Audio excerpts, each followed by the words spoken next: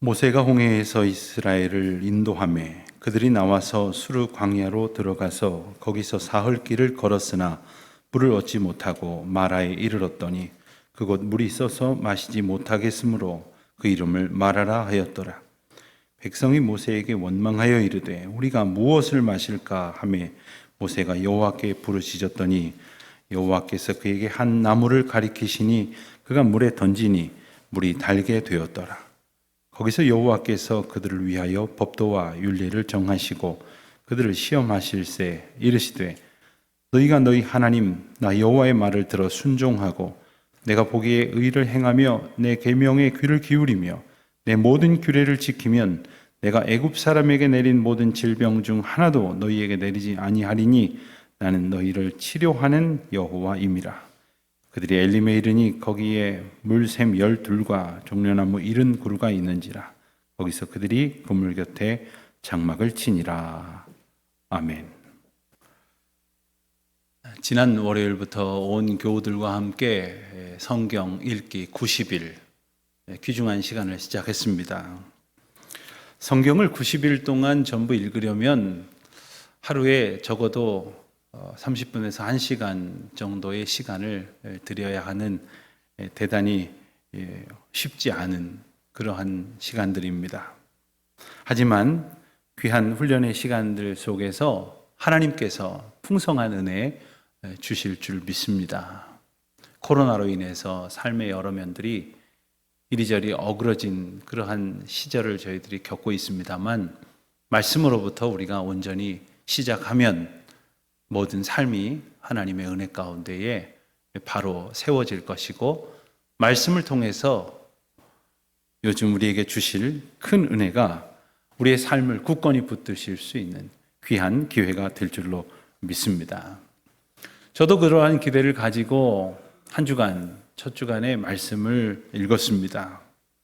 때로는 눈으로 읽기도 하고 또 소리내서 읽기도 하고 또 때로는 성경을 들으면서 읽기도 했습니다. 제가 자주 듣는 애플리케이션은 드라마 바이블이라고 하는 것인데요. 성경을 드라마틱하게 여러 성우들 또 연기자들이 나와서 이렇게 읽어 나아갑니다. 읽는다기보다는 그 당시의 상황을 최대한 실제처럼 이렇게 묘사를 하고 있는 것이죠. 들을 때마다 생생한 라디오 드라마에 빠져드는 그러한 느낌을 받았습니다. 지난 한 주간 읽은 그 성경 구절 가운데에서 가장 인상적인 장면이 있다고 한다면 뭐니 해도 이스라엘 백성들이 애굽을 탈출하던 그 홍해를 건너던 장면이 아닐까 생각을 해봅니다. 오늘 읽은 본문의 앞장인 14장 20절에서 21절 말씀을 보면 그 장면을 이제 묘사하기를 애굽을 떠난 온 이스라엘 백성들의 그 진영이 있었고 그리고 뒤쫓아오던 애굽 백성들의 군대의 진영이 있었는데 그 사이에 하나님께서 구름 기둥과 불 기둥이 되어 주셔서 이스라엘 백성들의 보호막이 되어 주셨다고 말씀이 기록되어 있습니다. 그래서 애굽 군대가 쫓아오는데 그들은 구름 기둥으로 막아두셔서 흑암과 또한 구름으로 덮여져 있게 되었고 이스라엘 진영은 밝은 빛으로 평안하게 비춰 주셨습니다. 그때 모세가 하나님의 명령에 따라서 바다 위에 손을 내밀매 여호와께서 동풍이 밤새도록 불게 하셔서 바닷물을 물러가게 하셨다 이렇게 기록하고 있지 않습니까? 마침내 이 바다의 바닥이 마른 땅이 되었습니다. 물은 좌우에 벽처럼 높이 세워졌습니다. 그리고 그 가운데로 이스라엘 백성들이 통과했다는 것이지요. 마침내 모든 이스라엘 백성들이 다 홍해를 통과한 후에 애굽 군대가 말과 병거를 타고 추격을 하는 중에 바다 가운데에 이르렀을 때 하나님은 모세를 통하여 다시 기도하게 하셨고 그리고 물이 다시 흘러 그들 모두 휩쓸어 버리셨습니다. 너무나 유명한 장면이지요. 그때 장면 가운데의 14장 31절은 이렇게 기록하고 있습니다. 이스라엘이 여호와께서 애굽 사람들에게 행하신 그 큰 능력을 보았으므로 백성이 여호와를 경외하며 여호와와 그의 종 모세를 믿었더라. 여러분, 이 사건은 바로 이런 의미가 있었습니다. 출애굽 사건, 그것이 가지고 있는 이 소중한 의미들을 이스라엘 백성들뿐만 아니라 오늘 우리도 잘 기억할 수 있어야 하겠습니다. 몇 가지로 생각을 해본다면 가장 먼저는 하나님의 구원의 사건을 이스라엘 백성들로 하여금 경험하게 하신 일이었다 하는 것입니다. 그들은 수백 년 동안 이어져 내려온 하나님의 약속이 조상들로부터 전해져서 또 들려져서 그들에게까지 이르지 않았습니까? 하나님의 그 구원의 약속을 기억하고 있었습니다. 하지만 좀처럼 그것이 무엇인지 경험하지 못했었죠. 그 하나님의 은혜를 놀라운 경험을 통해서 알게 하신 것입니다. 두 번째 의미가 있다면 그것은 하나님의 하나님 되심을 이스라엘 백성들로 하여금 알게 하셨다 하는 것입니다. 여호와 하나님께서 행하신 큰 능력을 그들이 봄으로써 하나님이 하나님 되심을 알고 그 여호와를 경외하게 하셨으며 여호와를 믿게 하셨습니다. 즉 이 사건은 믿음을 주시기 위함입니다. 홍해를 지나오는 동안 하나님께서 허락하셨던 출애굽의 결정적인 의미가 하나 더 있습니다. 그것은 바로 하나님의 은혜의 과정을 통과하는 것이었습니다. 그래서 이 장면을 고린도 전서 10장에서 바울 사도는 이렇게 극적으로 묘사를 합니다. 우리 조상들이 다 구름 아래에 있고 바다 가운데로 지나며 모세에게 속하여 다 구름과 바다에서 세례를 받았다. 이렇게 묘사를 합니다. 이스라엘 백성들이 홍해를 지나게 되었을 때 이것을 하나님께서 허락하신 이 구원의 역사로 고백을 하면서 바울은 이것을 세례의 상징으로 선포를 합니다. 자, 물을 통과하였습니다.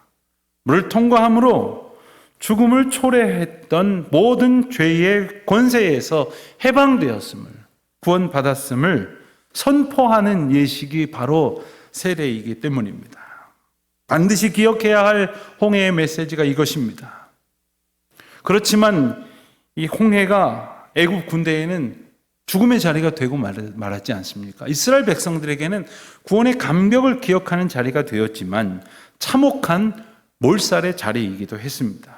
왜냐하면 죽음으로서의 심판을 선포하신 자리였기 때문입니다. 여러분, 물 속은 죽음을 말하는 것입니다. 노아 홍수 때도 노아 가족을 제외한 모든 사람들을 하나님께서 다 물로 심판하시지 않았습니까? 자, 어떻게 똑같은 홍해 바다인데 애굽 군대는 다 죽고 이스라엘은 살게 되었습니까? 애굽은 물에 빠져 휩쓸렸고 이스라엘만 건짐받은 그 은혜가 어디로부터 비롯된 것입니까?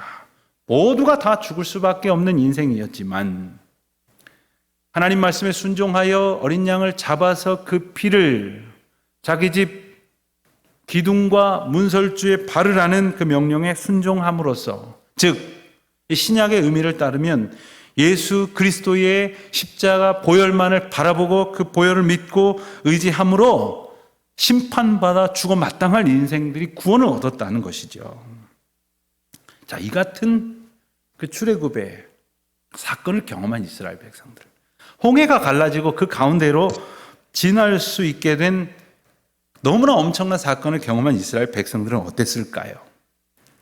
성경은 그들이 기뻐하며 춤을 추며 소고를 치며 노래했던 큰 기쁨의 모습을 묘사합니다. 자, 여러분, 그렇게 기뻐해 보신 적이 있습니까?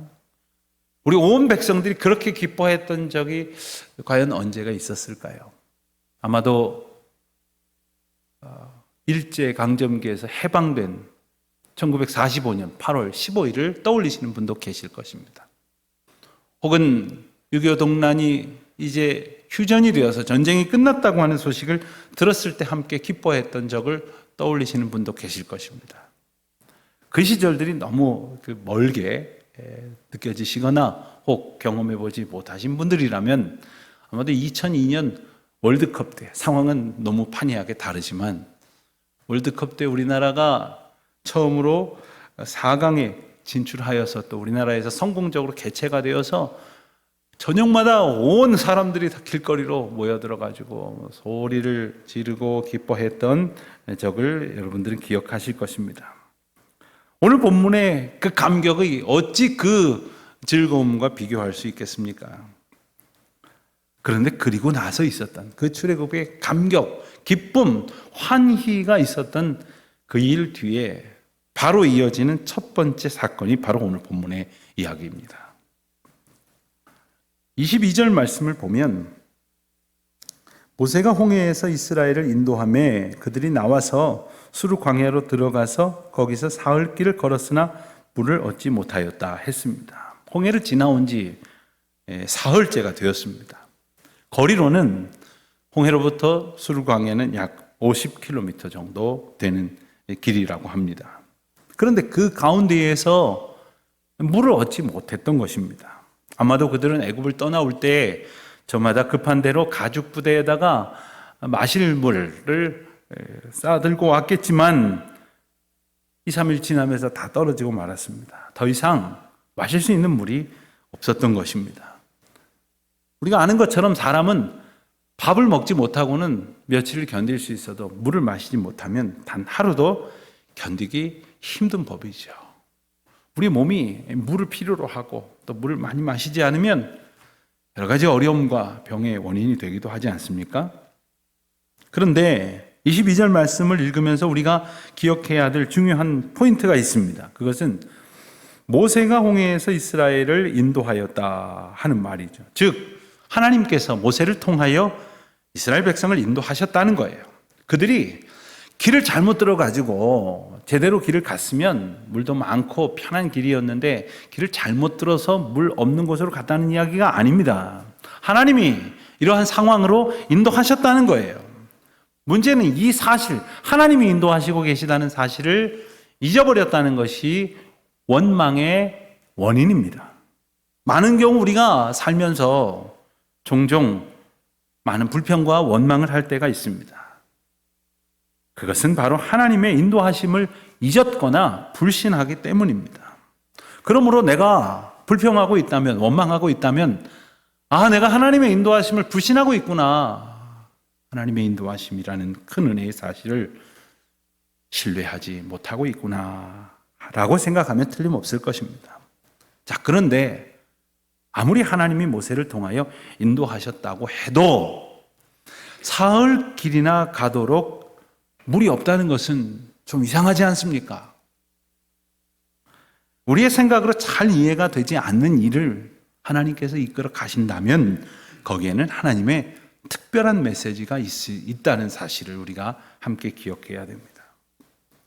생각해 보십시오. 우리가 좀 고민하고 충분히 생각하면 얼마든지 판단할 수 있는 일들만 펼쳐진다고 하면 우리가 누구를 의지하겠습니까? 우리가 하나님께 그 뜻을 구하겠습니까? 아마 간절한 마음으로 그 뜻을 찾지 않을 것입니다. 하지만 그렇게 힘겹게 걸어가던 중에 간구하게 되어지는 것이죠. 하나님의 뜻을 구하게 될 것입니다.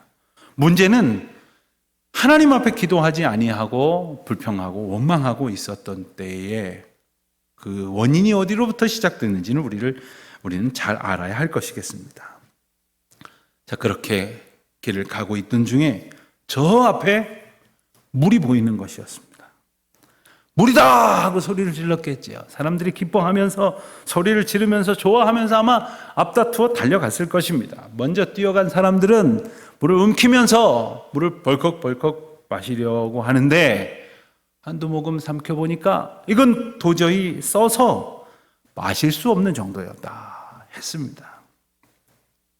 그래서 백성들은 24절에서 우리가 읽는 것처럼 모세를 원망했습니다. 24절의 말씀을 보니까 백성이 모세에게 원망하여 이르되 우리가 무엇을 마실까 이렇게 말했다고 했어요. 아마 이렇게 점잖게 이야기하지는 않았을 것 같습니다.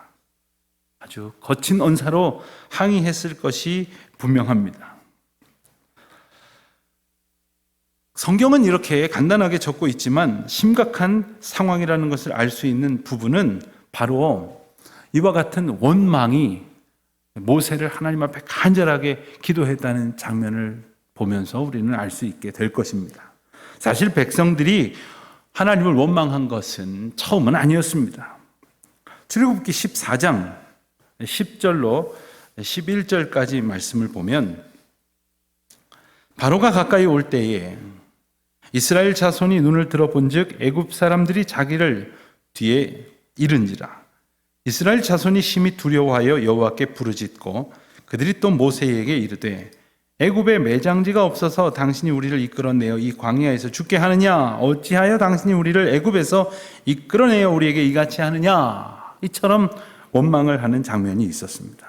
애굽 군대가 저 눈에 보이는 즈음으로 추격해 오고 있었습니다. 그들이 여호와께 부르짖으면서 원망하면서 이렇게 항의했다는 거예요. 그렇지만 그 일이 있은 후에 홍해가 갈라지고 그 가운데로 건너는 엄청난 사건이 있었지 않습니까? 감격 속에 기쁨을 누려며 여호와를 찬양했지 않았습니까? 그럼에도 불구하고 몇 달이 지났습니까? 몇 년이 지났습니까? 원망하고 불평하고 있는 모습을 우리는 보게 됩니다. 한 가지 더 14장에 나오는 조금 전에 읽어드린 장면과 오늘 본문의 장면을 비교해 보면 이스라엘 백성들이 홍해 앞에서는 여호와께 부르짖고 그리고 모세에게 원망도 했지만 오늘 본문에서는 여호와께 부르짖었다고 하는 표현은 없고 즉 기도도 안 하고 원망부터 쏟아내었다는 것을 우리가 알 수 있게 됩니다.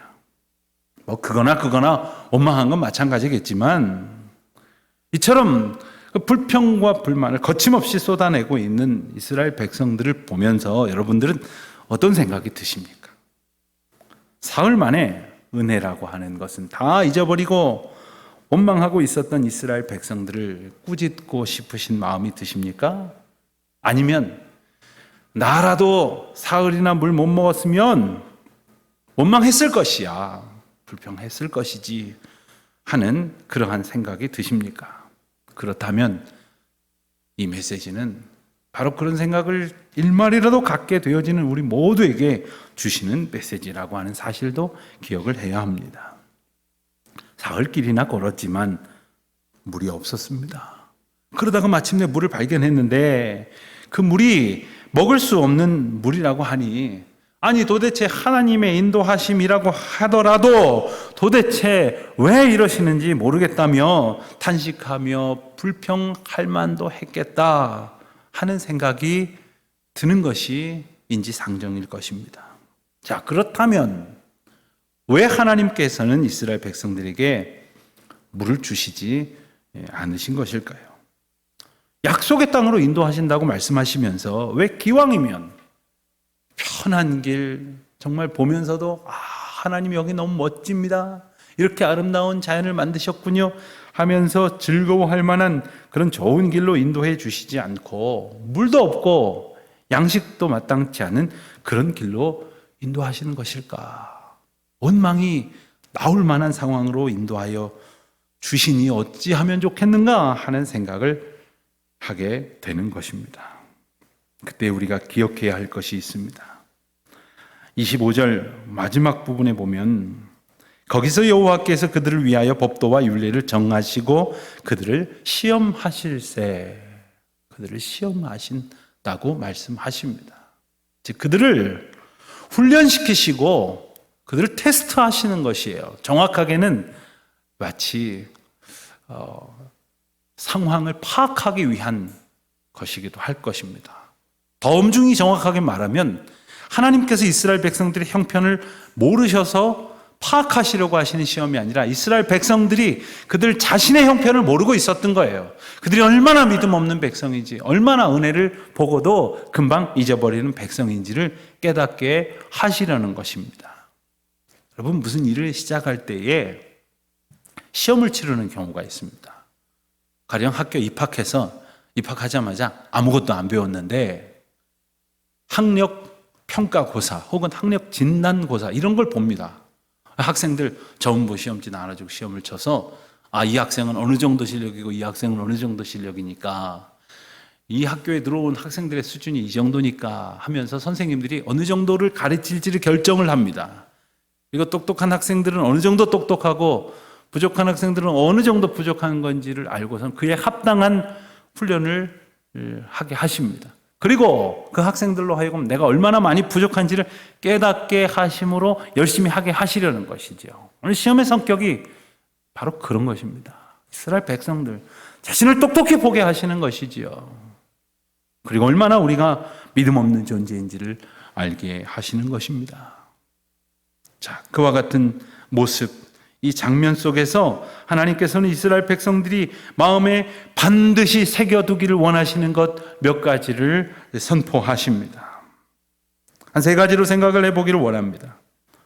우선 하나님께서는 이스라엘 백성들로 하여금 그저 잘 먹고 잘 사는 길로 인도하시려고 하신 것이 아니라는 사실을 알게 하시려는 것입니다. 그들을 인도하시는 여호와 하나님의 길은 생명의 길이요 여호와의 인도하심으로 그 영혼이 온전히 거하는 길이지 그저 세속적인 방법으로 잘 먹고 잘 사는 길이 아니라고 하는 사실. 물이 많고 먹을 것이 많고 호의호식하면서 세상 즐거움 다 누리는 그런 것이 하나님의 복이 아니라 어떠한 형편에서도 하나님의 인도하심을 찬양하며 어떤 상황 속에서도 하나님의 인도하심을 즐거워하며 살아가는 것이 최고의 복이요 은혜라고 하는 사실을 깨닫게 하시는 것입니다. 여러분, 우리가 읽은 대로 홍해를 건넜을 때, 그래서 애굽의 추격으로부터 해방이 되었을 때 그들이 기뻐하며 춤을 추며 여호와께 찬양했다고 하지 않았습니까? 그러나 사실 그때 그 상황이 오늘 본문의 상황이랑 뭐가 얼마나 다릅니까? 어쩌면 더 막막했던 그런 상황 아닙니까? 수백만 백성이 먹을 것도 없고 마실 것도 마땅치 않고 하루 저녁 편히 누울 수도 없는 그러한 상황입니다. 한낮에 뜨거운 태양도 밤에 곤두박질 치는 그러한 기온으로 인한 추위도 이겨내기 힘들 상황이 아니었습니까? 광야에 들 짐승들도 함부로 제압할 수 없을 만큼 연약해진 그들의 형편입니다. 나중을, 내일을 도무지 기대하고 소망할 수 없는 그러한 형편이 아닙니까? 그들의 처지가 그랬습니다. 그러나 하나님께서 함께 하시고 하나님이 홍해를 가르는 놀라운 사건을 허락하심으로 그들과 함께 하신다고 하는 사실을 그들이 경험했기 때문에 그들은 감격했던 것이고 찬양하고 여호와께 영광을 돌릴 수 있었던 것입니다. 우리의 형편과 상관없이 주님이 우리와 함께 하심을 느끼며 기뻐하며 즐거워하는 것이 복이고 그것이 은혜인 것을 기억하실 수 있기를 바랍니다. 두 번째로 그들이 그리고 오늘 우리가 마음에 새겨야 할 메시지가 있습니다. 바로 주님을 선포하신 그 말씀, 나는 치료하는 하나님이다 라고 선포하신 그 말씀입니다. 26절입니다. 26절 보면 맨 마지막 부분에 내가 애굽 사람에게 내린 모든 질병 중 하나도 너희에게 내리지 아니하리니 나는 너희를 치료하는 하나님이라. 치료하는 하나님이라. 이것은 하나님의 선포이자 약속입니다.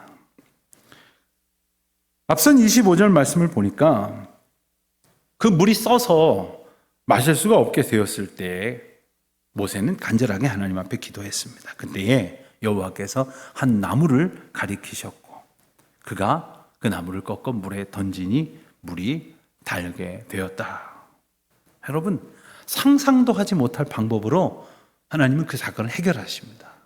상상도 하지 못할 방법으로 물을 고치십니다. 그리고 그 물을 마시게 하셔서 모두가 갈증으로부터 해갈되게 하시고 회복하게 하시지 않습니까? 신약의 관점으로 보면 그 나무를 십자가로 해석을 합니다. 예수 그리스도의 보혈이 모든 사람들을 다시 살게 하시는 그 은혜. 그런데 우리 하나님은 단지 지금 물을 고치시는 정도의 능력자라고 하는 사실을 보여주시는 것이 아닙니다. 말씀하셨죠. 애굽 사람에게 내린 질병 중 하나도 너희에게 내리지 않겠다. 하나님께서 애굽 사람들에게 내린 질병은 하나님을 거역하고 그 뜻에 합당하게 살지 않은 사람들에게 내리셨던 형벌을 의미합니다. 즉 여호와의 하나님 되심을 알고 온전히 믿는 사람들, 그들에게는 그와 같은 질병을 더 이상 내지 않으시겠다 하시는 선언입니다. 그리고 그와 같은 아픔과 상처가 있더라도 주님이 물을 고치신 것처럼 주 앞에 믿음의 자세로 살아가는 모든 사람들의 연약함을 고치시겠다고 말씀하시는 거예요. 이것을 믿는 것이 믿음입니다. 그리고 요즘은 코로나 때문에 마음껏 여행도 하지 못하고, 그래서 여행 좋아하시는 분들은 참 힘드실 겁니다. 그런데 여행을 떠나게 될 때 가장 걱정스러운 것 중에 하나가 뭐냐 하면, 도중에 아프면 어떡하지 하는 것이 아닙니까? 예컨대 평상시에 꾸준히 드셔야 하는 약이 있다거나, 평상시에 좀 조심하셔야 할 부분이 있다거나, 기저질환, 그 병을 가지고 계신 분이 있다면 그저 약 먹고 아프면 병원 갈 수 있는 평상과는 달리 여행길에서 그렇게 되면 어떡하나 하는 그러한 염려를 하게 될 때가 분명히 있습니다. 그래서 여행을 떠날 때 약을 한 보따리씩 가져가시는 분들도 계시고, 중요한 일정은 몸이 아파서 결국 포기하게 되는 경우도 있습니다. 아마도 광야길을 따라 나서게 되었을 때 이스라엘 백성들의 큰 염려 가운데 하나가 이 점이었을 것입니다. 하지만 선포하시는 주의 말씀을 기억하십시오. 나는 치료하는 하나님이다 하시는 거예요. 한 번은 여러분들과 함께 여행을 가는 중에 그 팀원 중에 의사가 한 분 같이 동행을 하셨어요. 얼마나 든든한지 모릅니다.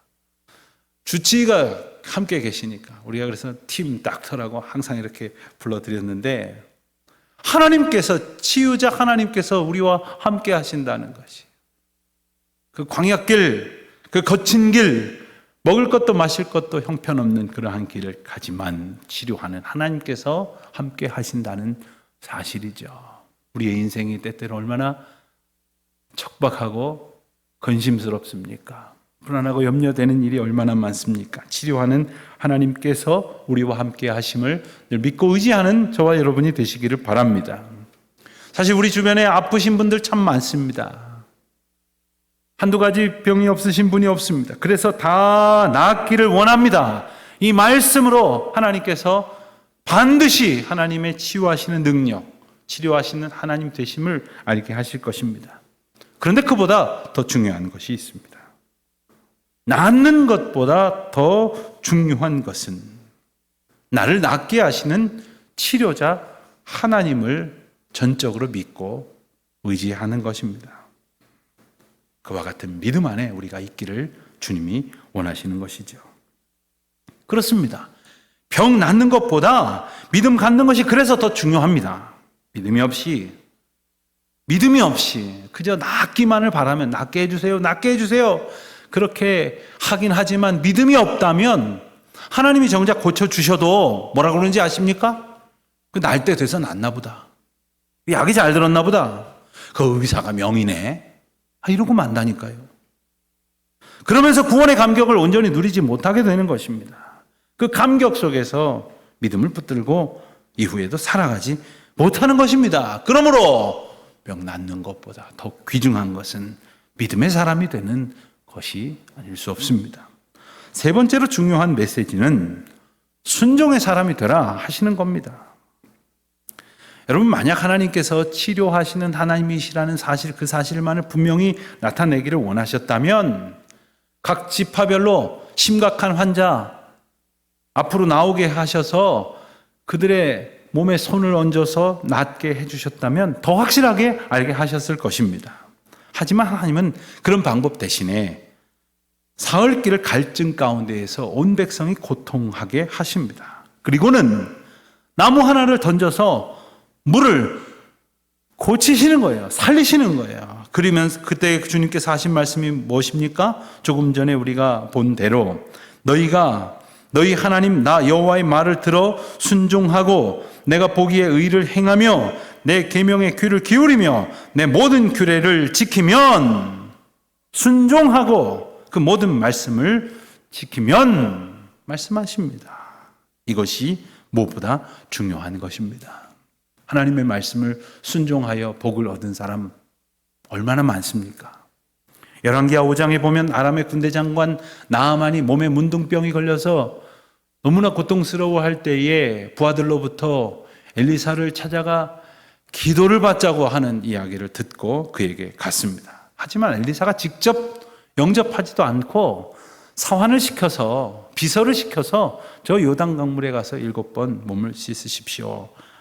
이 소리를 들으니까 나아만이 너무 화가 난 거예요. 내가 누군데? 일국의 아니 최강대국의 군대 장관인데 우리 동네에는 강이 없느냐 하면서 돌이키려고 했었더니 부하들이 만류해갖고 겨우 몸을 씻었죠. 다시 마음을 돌이켜서 순종했더니 깨끗하게 되었다고 성경은 선포하고 있지 않습니까? 여러분, 하나님께서 광야길을 통해서 애굽 포로 생활에 완전히 젖어들었던 이스라엘 백성들을 물을 고치시듯이 고쳐가시기 시작을 합니다. 굳어진 마음과 생각을 고치시고 그 영혼을 새롭게 하십니다. 하나님의 백성의 합당한 삶으로 인도하십니다. 돌아보면 우리 모두가 다 이스라엘 백성들이 홍해를 건너는 그 감격 이상의 감격을 경험한 사람들이 아닙니까? 우리가 주님을 알게 된 것, 주님을 나의 아버지로 고백하는 것, 예수 그리스도를 나의 구주로 고백하여 그의 구원의 백성이 된 것, 그것보다 더 큰 이적이 어디에 있습니까? 세상에서 그저 그렇게 불순종의 사람으로, 원망과 불평의 사람으로 그렇게 사멸될 수밖에 없는 자들이었지만 예수 그리스도의 이름으로 새롭게 살게 하셨으니, 믿음을 얻어 하나님의 자녀된 삶을 살게 하셨으니 이보다 큰 기적과 이보다 큰 구원의 은혜가 어디에 있겠습니까? 그와 같은 놀라운 은총을 기억하며 살아가는 저와 여러분이 되시기를 바랍니다. 주님은 이렇듯 우리를 날마다 고치시기를 원하십니까? 새롭게 하시기를 원하십니다. 우리가 살아가는 세상을 보십시오. 코로나로 인한 육체적인 질병만이 세상을 덮고 있는 것이 아닙니다. 잔뜩 마음의 병이 들었습니다. 생각의 병이 들었습니다. 믿음에 큰 문제가 생겼습니다. 하나님을 바라보지 않고 저마다 자기 바라보고 싶은 것을 바라보고 있습니다. 하나님이 내게 주신 은혜를 말하지 않고 자기 생각을 말하기 시작을 했습니다. 소란하고 어지러운 이 세상 속에서 쓴 물을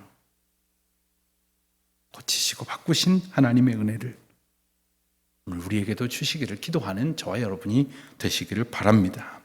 오직 치유자이신 하나님만을 의지하는, 오직 그분만을 바라보는, 그래서 날마다 고치시고 새롭게 하시는 은혜만을 바라보는 저와 여러분 되시기를 주님의 이름으로 축원드립니다. 기도하시겠습니다.